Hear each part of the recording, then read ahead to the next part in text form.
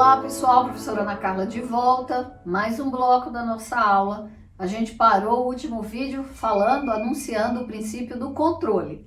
Agora a gente volta para ele. Eu dizia para vocês que o controle não é só uma forma de punir quem fez o errado, mas é uma forma de melhorar processos na administração pública. E o controle na Constituição, ele foi criado de uma forma intersubjetiva, né? Plurissubjetiva. Vários órgãos que exercem o controle. Tem os órgãos de controle interno, tem os órgãos de controle externo. Dentro dos controles da administração pública, que a gente vai chamar lato sensu interno, existe um órgão próprio, que o artigo específico da Constituição fala, que a administração pública direta, indireta, fundacional de todos os poderes em todos os níveis da federação deverá instituir sistemas de controle interno. É um órgão específico com funções próprias da avaliação da qualidade da administração pública e, em caso de achados de ilegalidade, também a punição. Mas, independentemente disso, o controle na administração pública ele ocorre permanentemente e começa no próprio agente público. Aquele que praticou o ato permanentemente, ele submete-se ele próprio ao controle dele, por ele mesmo, um autocontrole, e ao controle dos órgãos superiores ou agentes superiores.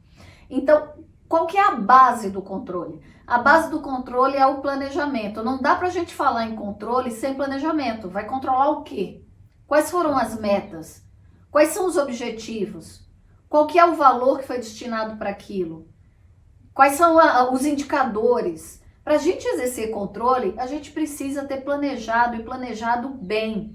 E esse planejamento tem de ter muito claro as metas a serem alcançadas e o cânon de comparação, né? Qual que é o elemento comparativo? Ninguém vai se transformar num país de analfabetos para um país de gênios e de pessoas que vão ganhar o prêmio Nobel sem passar por passos. Então a gente precisa ter critérios de comparação e metas objetivas, factíveis e claras para serem alcançadas. Além disso, esse controle, ele é um decorrente, a gente já falou lá atrás, ele é uma decorrência do poder hierárquico, tá?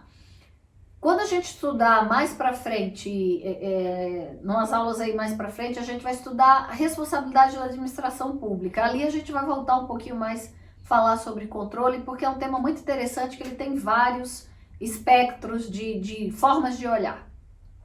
Vamos agora para um princípio da competência. O que é competência? Se eu falo para vocês como servidor público, eu não tenho competência para fazer isso, né? Eu não estou dizendo para você que eu não tenho competência intelectual para fazer isso. Eventualmente, dependendo do assunto, pode ser até que a gente não tenha. Mas a competência em direito administrativo quer dizer um conjunto de faculdades e poderes e atribuições que cada órgão ou agente público tem. E quem que faz, quem que desenha esse conjunto? A lei. Na hora que você organiza a administração pública e que vai distribuindo as funções, né, vai delegando atribuições, você vai delegando para alguém, e na hora que você delega, você tem de dar para ela não só, né, a atribuição, mas os meios para que ela exerça aquela competência. Por isso que competência é um conjunto de faculdades, poderes e atribuições. É um complexo, não é uma coisa só. Ela pode ser atribuída por lei ordinária e originária de algum órgão ou criação de algum órgão ou de uma função ou cargo público, ou ela pode vir de uma delegação. Originariamente ela é de um agente público que a lei permite que delegue e ele delega por um outro instrumento normativo que não será uma lei estrito sensu.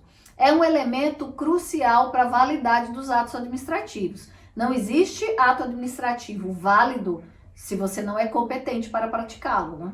Então, a competência é um dos pré-requisitos para a validade dos atos administrativos. Esse conjunto de faculdades, ele também está muito ligado àquela ideia de administração orgânica ou administração funcional. A orgânica, ela está ligada às competências do Poder Executivo. E a funcional, ela indica os atos políticos ou fundamentos referentes à organização. Então, existem competências que têm uma natureza de praticar ações, né? E tem de prestação de serviços, e tem competência ligada à decisão decisão, escolha de atos políticos. São competências distintas dentro desse modelo que a gente tem aí de organização do Estado pela Constituição Federal. Essa competência, ela pode ter algumas classificações. Ela pode se classificar pela matéria, né? Para cada fim, um órgão tem um fim determinado, né? Uma matéria determinada que ele trata. O lugar, né? Que é o espaço territorial que a sua competência vale. Vou dar um exemplo de um juiz. Um juiz de São Paulo, da Justiça Estadual de São Paulo, não pode julgar, por exemplo, uma causa que está na cidade do Rio de Janeiro, porque ele não tem competência. Que competência? Territorial. Ele tem competência jurisdicional? Tem, mas não tem territorial. E o prefeito de São Paulo pode dar ordem em Guarulhos? Não, por quê? Porque ele não tem competência territorial. Outra classificação que se coloca para a competência é em relação ao grau, né? Quem tem grau hierárquico superior normalmente contém um complexo de funcionalidades e de poderes superior àquele que está dentro da hierarquia da organização, numa estrutura, num posto inferior. Além disso, a competência ela também pode estar ligada a um caráter temporal.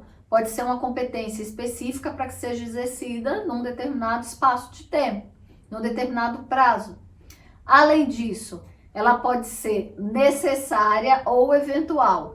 Quando é que a gente fala isso? Quando os fatos reguladores ou situações excepcionais exigem. Às vezes aquela competência é colocada ali num regime de emergência para resolver uma situação grave ou que surja. Agora, como a gente está no decurso da pandemia, a gente vê assim com bastante tranquilidade pensar que competências sejam delegadas diante de uma emergência de caráter social, uma emergência de caráter mundial, até, não diria nem nacional, mas de caráter mundial. A competência também pode ser interna ou externa, né, quando é relativa ao órgão, pode ser pessoal, quando é relativa à pessoa, pode ser concorrente, pode ter competência de um ou mais órgãos agirem concomitantemente para determinados temas, né? E ela pode ser alternativa. Um órgão pode atuar, mas deixa que o outro faça, ok? Encerramos aqui, então, esses princípios formadores ou consolidadores da ideia da organização da administração. Esses princípios se diferenciam um pouquinho, como eu falei no primeiro vídeo dessa aula, dos princípios que nós já estudamos, porque ele está ligado à forma de estruturação da administração pública mais do que à forma de ação. Aqueles primeiros que eu falei, né, que tem base constitucional explícita, implícita ou base legal, tem a ver com a ação da administração pública. Os de hoje têm a ver com a organização da estrutura da administração pública. Muito obrigada, até a próxima aula.